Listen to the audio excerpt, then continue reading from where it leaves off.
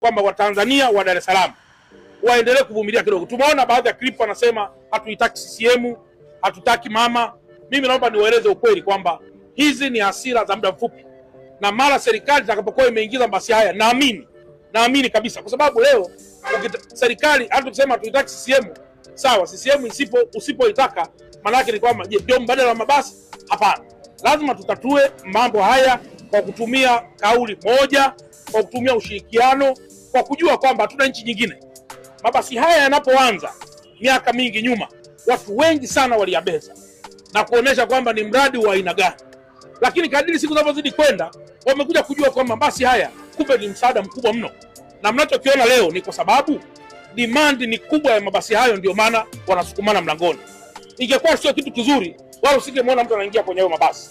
Kwa hiyo ni kwa sababu ni huduma nzuri, ndio maana kila mmoja anayapenda mabasi hayo. Kwa hiyo hakuna namna, serikali lazima kwa namna yote isimamie jambo hilo. Na katika hili namshukuru sana Mheshimiwa Waziri Mkuu wetu wa Jamhuri ya Muungano wa Tanzania, ambaye amekesha usiku na mchana kuendesha vikao vya namna ya kuweza kutatua jambo hili kwa njia ya kudumu.